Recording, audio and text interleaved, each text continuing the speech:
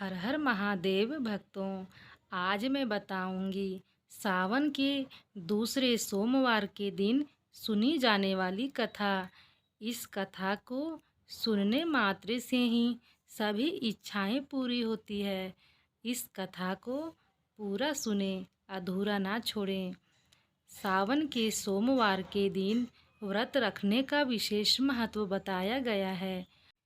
इस व्रत को करने से सभी मनोकामनाएं पूरी होती है और अपार सुख की प्राप्ति होती है। सावन सोमवार के व्रत करने वाले भक्तों के लिए इस कथा का पाठ करना अनिवार्य है। ऐसी मान्यता है कि सावन सोमवार के व्रत में कथा का पाठ किए बिना व्रत का पूर्ण फल प्राप्त नहीं होता। सोमवार व्रत का सावन महीने में खास महत्व है।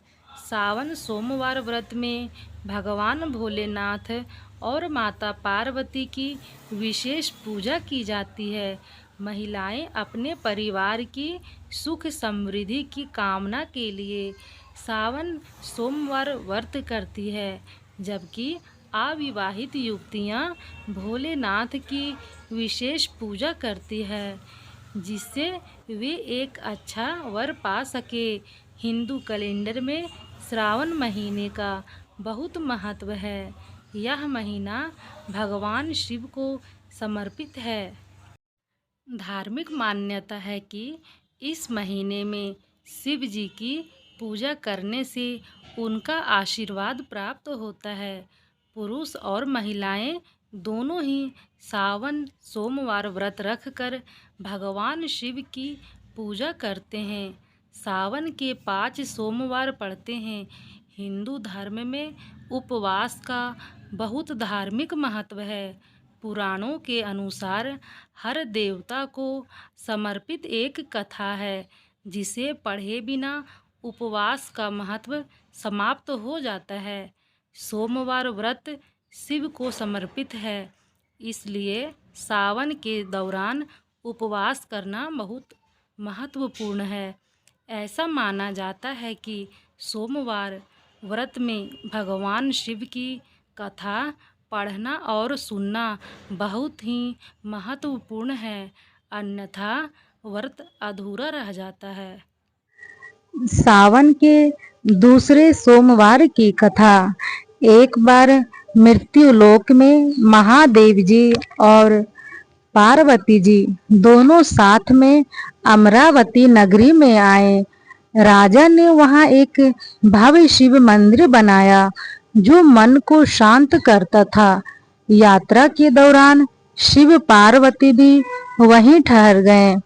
पार्वती जी ने शिव जी से कहा, हे नाथ, आओ आज इसी स्थान पर चौसर पासे खेलें।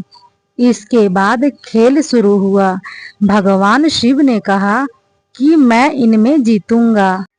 इस तरह से वे आपस में बोलने लगे। तब पुजारी पूजा करने आए। ब्राह्मण ने पुजारी से पूछा, पुजारी जी, आप बताइए किसकी जीत होगी?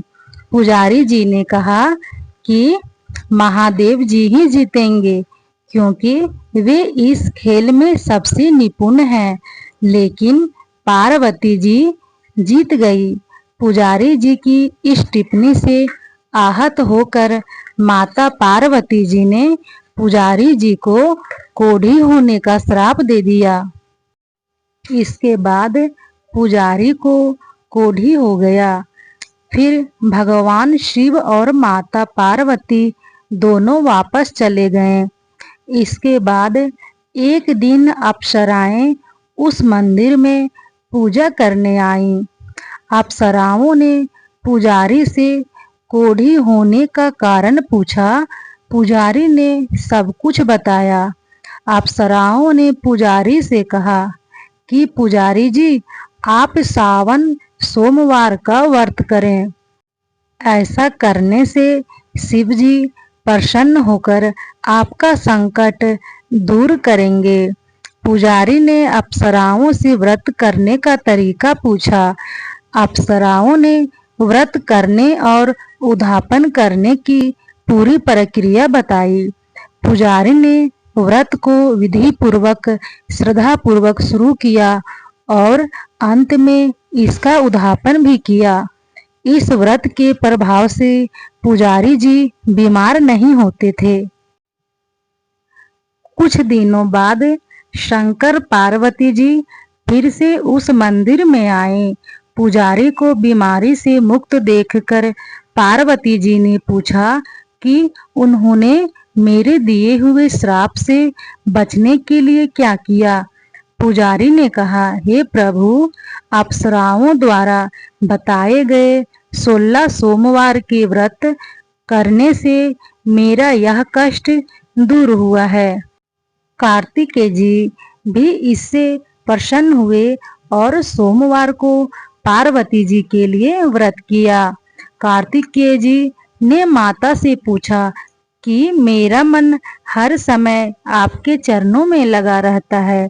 कार्तिकेय जी ने माता पार्वती जी ने सोमवार के व्रत का महामंत्र और विधि बताई। कार्तिकेय जी ने भी इस व्रत को किया। इस व्रत के प्रभाव से उनका खोया हुआ दोस्त मिल गया।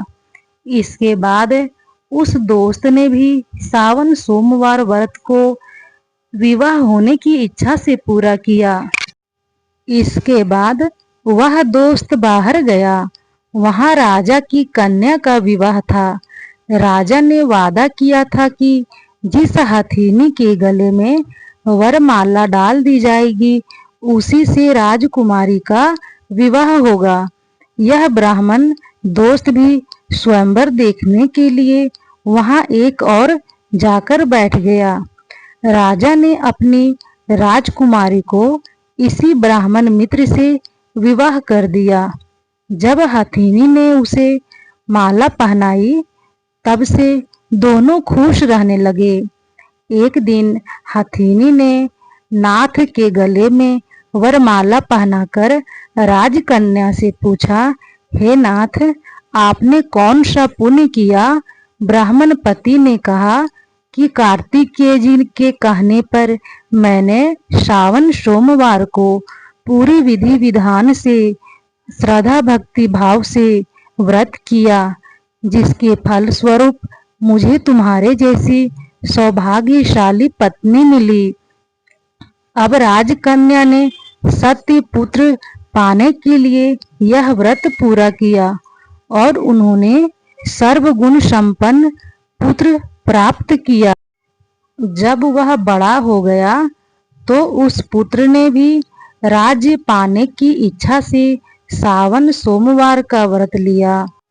राजा के देवलोक होने पर भी इसी ब्राह्मण पुत्र को राजगद्दी मिली। फिर भी वह इस व्रत को करता रहा।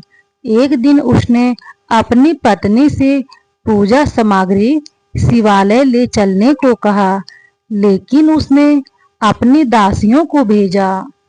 राजा की पूजन पूरा करने के बाद आकाशवाणी से कहा कि अगर वह इस पत्नी को नहीं त्यागता तो उसे राजपाट से धोना पड़ेगा। दूतों ने राजा को आश्रम में रानी को देखकर बताया। तब राजा वहां गया और गुस्साई जी से कहा कि यह मेरी पत्नी है।